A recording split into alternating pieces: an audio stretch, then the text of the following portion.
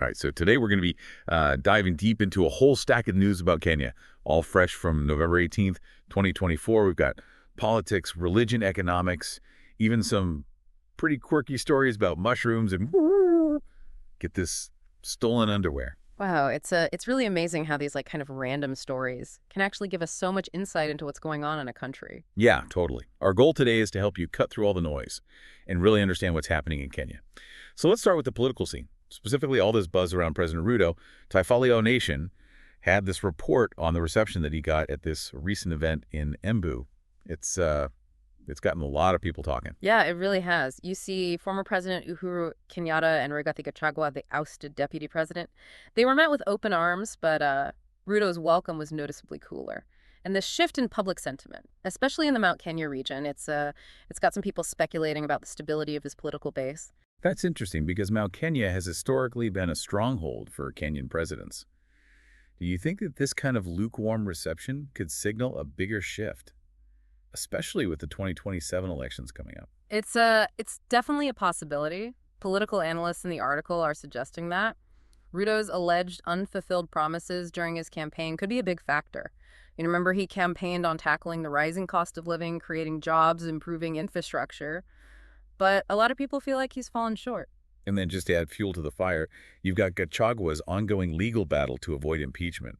Kenyans Dako.K even reported that his party is already strategizing for the 2027 elections, potentially even forming a coalition with Kalonzo Musyoka. Now, that would be a huge political shakeup. Imagine the implications of that kind of alliance. It would likely reshape the whole political landscape and could even clear the way for the opposition led by Raila Odinga to make a serious comeback. So this brings up a big question. How stable is Ruto's hold on power, really? Especially with all these shifting allegiances and potential new coalitions? That's the million-dollar question, isn't it? It seems like the Mount Kenya region, which has been this traditionally reliable voting bloc, is now becoming a key battleground in Kenyan politics. The outcome of all these political maneuvers and really just how the public feels about Ruto's administration. It's all going to shape the country's political future for sure. So we've got potential political shakeups brewing. But it's not just the politicians making waves. The tension between the Kenyan government and religious institutions, specifically the Catholic and Anglican churches, has been making headlines too. Yeah, and this tension, it goes beyond just a difference of opinion. The Catholic bishops came out with a really strongly worded critique of the Ruto administration, and Capital FM had a good summary of all their concerns. They're accusing the government of fostering this culture of lies, economic mismanagement, and even a disregard for human rights. And what about the government's response? I saw on Kenyans.co.k that they didn't exactly welcome the criticism. Oh, they definitely pushed back. But what makes this even more significant is that the Anglican Church then came out and backed the Catholic bishop's stance. So now you've got this united front from two really prominent religious institutions, and that adds a lot of weight to these accusations. It could even be a sign of a growing wave of dissent against the government. And they're not just making general complaints either. They're calling out some very specific issues, like the implementation of that competency-based curriculum, the CBC, which has been so controversial. A lot of parents and teachers are really struggling to adapt. And then you've got the Social Health Authority, that SHA, this new healthcare model that has everyone debating its potential impact on healthcare access and affordability. Right, and we can't forget about those allegations of unpaid debts to religious hospitals, all these specific grievances, combined with the broader accusations of mismanagement and corruption. It paints a worrying picture of the relationship between the government and these influential religious institutions. It really makes you wonder, is this just a difference of opinion? Or is it a sign of something deeper, more systemic issues within the government? What do you think? It's hard to say for sure, but the fact that these religious institutions, who usually have a lot of influence in Kenyan society, are openly criticizing the government, well, it definitely raises some red flags. This could mean that public trust in the Ruto administration and their ability to govern effectively is eroding. That's a sobering thought. Now, before we move on to the economic challenges facing Kenya, there's one more aspect of this church-state tension that I find interesting. The Catholic bishops specifically criticize what they called a growing culture of lies within the government. They're saying there's a lack of transparency and a disconnect between the government's promises and their actions. That is a powerful accusation, and it speaks to a wider concern about accountability and honesty in leadership. When trust in institutions erodes, it can have this ripple effect throughout society, impacting everything from economic stability to social cohesion. It's definitely something to watch closely. For sure. This culture of lies accusation just adds another layer of complexity to the already tense relationship between the government and these religious institutions. It's going to be fascinating to see how this dynamic plays out in the next few months. Absolutely. It reminds us that political leadership, it's about more than just policies and economic indicators. It's about trust and integrity and open communication with the people. Well said. Now let's shift gears a bit and talk about another pressing issue, the financial challenges facing Kenya right now. This is where things get really interesting. The Council of Governors, the COG, they just issued this really stark warning about a potential shutdown of county services. Because of these delayed funds from the national government, Capital FM has been covering this pretty extensively, and it really highlights this financial strain at the local level. Yeah, it sounds like there's this standoff between the National Assembly and the Senate over how the funds are allocated to the counties. But what does this mean for the average person living in these counties? What kind of services could be disrupted? Well, think about the essential services that you rely on every day. Healthcare, sanitation, road maintenance, even security. These are all funded, at least in part, by the county governments. So if this funding dries up, it could have a real ripple effect on your everyday life. Longer wait times at hospitals, garbage piling up, maybe even an increase in crime. That's a worrying thought. And then on top of that, we've got all these allegations of financial mismanagement floating around. Remember that Moi University case? Oh, yeah. Where they spent something like 29.8 million shillings on a new gate, while other crucial areas in the university are facing these funding shortages. And then there's the alleged embezzlement of 2.18 billion shillings within the institution. It's almost unbelievable. Do you think this is just an isolated incident, or is it a sign of a bigger problem with corruption and lack of accountability? Honestly, I think the Moi University case is just the tip of the iceberg. We're seeing these financial scandals popping up all over in Kenya. Remember those high-end estates in Nairobi that Kenyans.co.k reported on? With the crumbling roads and bad infrastructure, even though residents are paying these high taxes? Oh, yeah. Those residents were furious.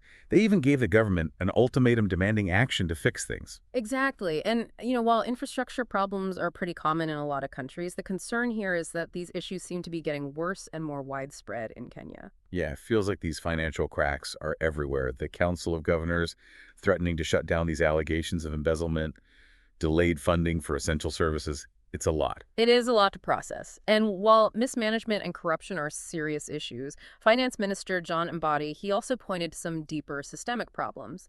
Taifalio Nation quoted him voicing these concerns about the unequal distribution of development funds.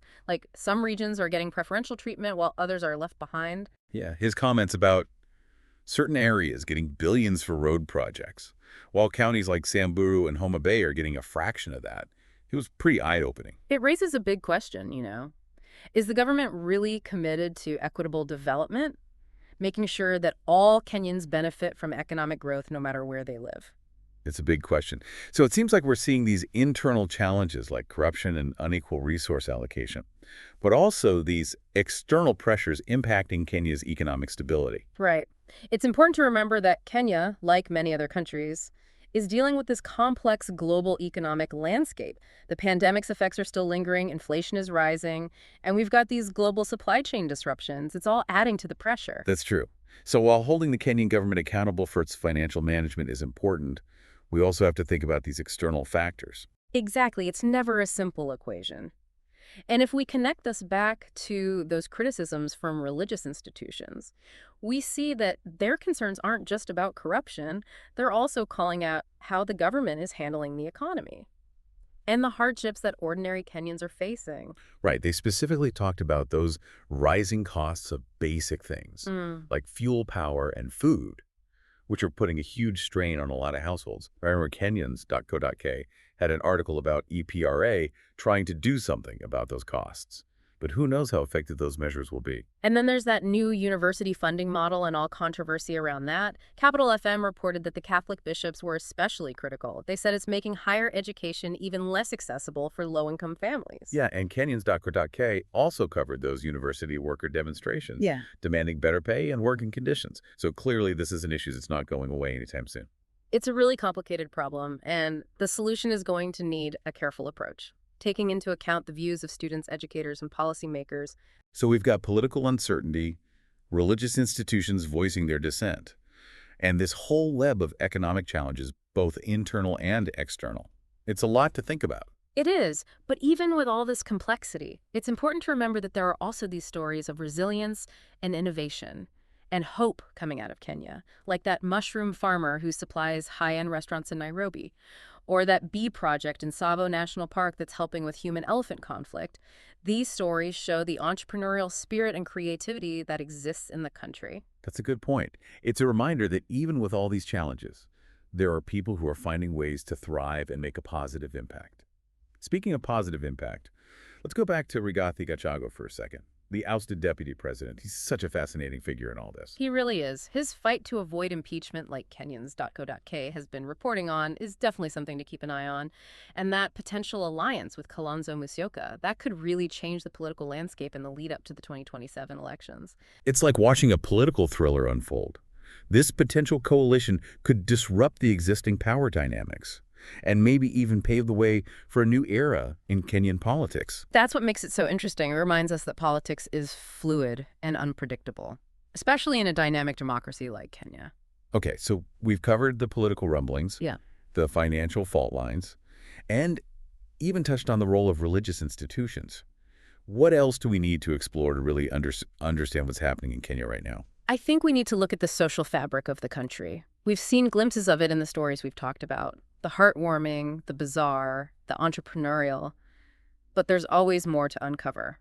So in the last part of our deep dive, we'll delve into those everyday stories that reveal the heart and soul of Kenya in 2024. Okay, so we've talked about politics and economics and even the role of religion in Kenyan society. But now I kind of want to zoom in on the everyday lives of Kenyans. I mean, they're stories that really give us the full picture of what's going on. You're right. Sometimes the most important stories are the ones that don't make it to the front page. Like, Typholio Nation had this piece about the rise in HIV/AIDS-related deaths among men. Yeah, and it's such a complex issue with these deep roots in social norms. The article said that even though men have lower infection rates than women, they're much less likely to get help.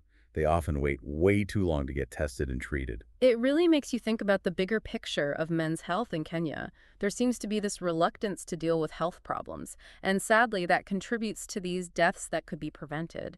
It makes you wonder what social and cultural factors are keeping men from getting the care they need. It's such a big issue. And it shows how social and political issues are all connected. Like, take the CBC rollout, for example. We talked about all that controversy around how it's being implemented and how both the Catholic and Anglican churches raised concerns about the impact on parents, teachers, and students. Right, and Kenyans.co.k just reported on teachers issuing these new demands to the government, like salary increases for teachers in hardship areas. And this is happening as the Teacher Service Commission is getting ready to sign a new CBA. And remember, the Anglican Church, in their statement supporting the Catholic bishops, Capital FM had the story. They specifically called out the CBC for burdening families and failing to meet the needs of all students. It seems like there's this disconnect between how the government sees education and what's actually happening on the ground. The decisions made in Nairobi don't always work out so well in classrooms across the country. It shows that sometimes even policies with good intentions can have these unintended consequences. Absolutely. Okay, ready for another glimpse into everyday Kenyan life? This one is about family dynamics and economic pressures and a little bit of holiday drama. Oh, I'm intrigued. Tell me more. Well, Tefalio Nation always has the best stories. They reported on this woman in Watate who called out her in-laws publicly for expecting her husband to pay for everything for Christmas. Oh, wow. Family dynamics around the holidays can be tough anywhere. But it sounds like she decided to confront the issue head on. She wasn't afraid to speak up and say what she thought was fair. It's that sense of community and honesty that I really admire about Kenyan culture. It's true. There's this strong sense of community and a willingness to call out injustice, even within families. Exactly.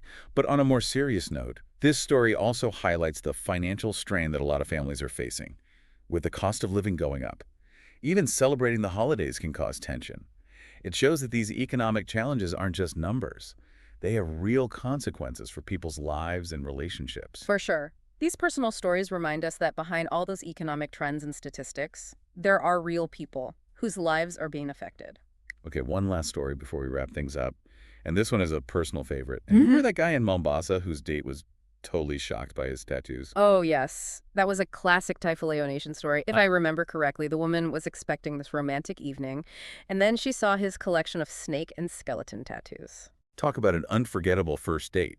It just goes to show that cultural norms are always changing. Body art used to be taboo, but now it's more accepted. But clearly people still have their preferences, and there are still generational differences. It's a really interesting example of how personal choices and cultural shifts can clash in unexpected ways. So as we wrap up our deep dives into Kenya, we've gone from political uncertainty and economic anxiety to these heartwarming and bizarre and even tattoo-related stories from everyday life. It's been quite a journey. It really has. And what stands out to me is the incredible resilience of the Kenyan people. They're facing these challenges head on. They're innovating, finding humor in unexpected places, and ultimately they're writing their own stories in this complex and dynamic nation. I couldn't agree more. And for everyone listening, what resonated with you most during this deep dive? What surprised you or challenged your assumptions? Or maybe sparked your curiosity? Remember, every headline, every statistic represents real people whose lives are connected to these events and their individual stories. Whether they make you smile or think are just as important as the bigger trends we've been discussing. Well said. So as we leave you with this final thought, consider this. What do these everyday stories tell us about the future of Kenya? Are they signs of a nation struggling with its identity?